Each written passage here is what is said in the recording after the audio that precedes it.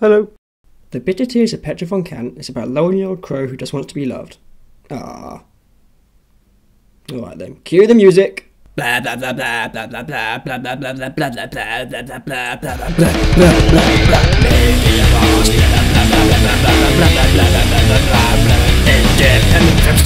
Well, the first thing to know about this film is that it's all about the metaphor. Of course, the thing about metaphor is that they can be quite subjective. For example, one thing I noticed in this film was the eerie shadow of a dog over the doorway to Petra's bedroom. It later turns out to be the shadow of a statue of a goat, or ram, which means she's the devil. I'm a genius! But anyway, yeah, this film is bursting with meanings and symbolism. But first I want to talk about something rather specific and quite unique to Petra: framing.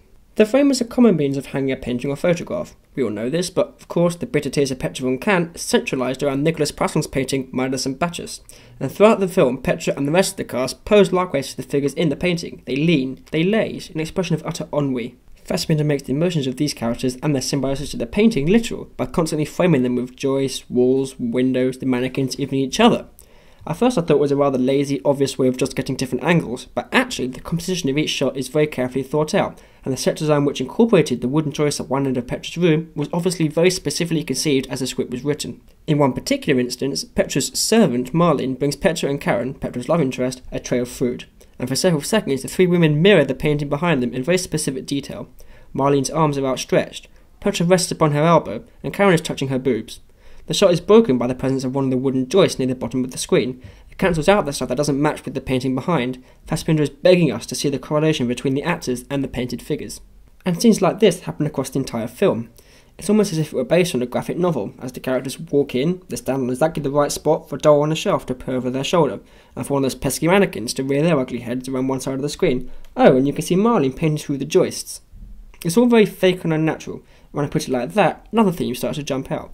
Petra is a fashion designer, and her bedroom is full of art and stylish design, and at different acts in the film, she wears numerous glamorous and absurd outfits.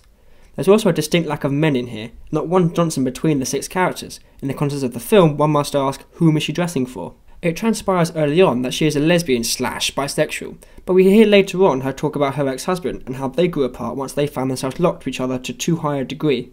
They were no longer open, and that didn't sit well with our protagonist. So it's perhaps her way of attracting people to like her, to surround herself in fashion and wear outrageous clothing when people come to visit. With the lack of men around, she has to over-try. The clear, perhaps lazy metaphor here is that people often present themselves in the way they think others want to see them, or in a slightly different context, perhaps a young gay man like Fassbinder felt he had to cover up his true self. Too far? Let's move on.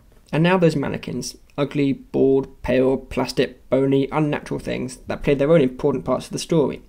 Petra's room is already a living, changing environment, particularly beyond those wooden joists where Marlene moves around working, but always changing other mannequins, and their stances always comment on the scene. For example, halfway through the film, Petra and Karen do a kiss, through a frame!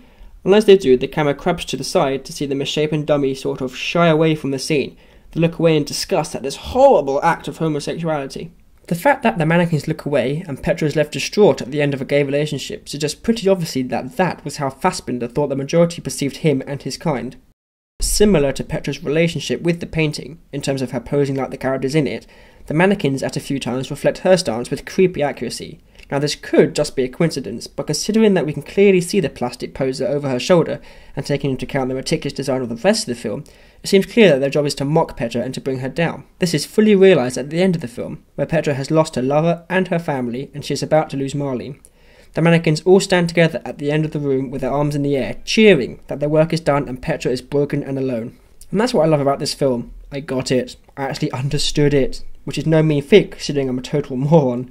Every shot is laboured and artificial, but that's okay because the entire film was about art and artistic imagery rather than being natural and true to life. Fassbinder actually made it harder on himself to do it this way, and I find myself appreciating the effort much more on second viewing, knowing that the story wasn't meant to be the main showcase. Dirty robots, dirty robots.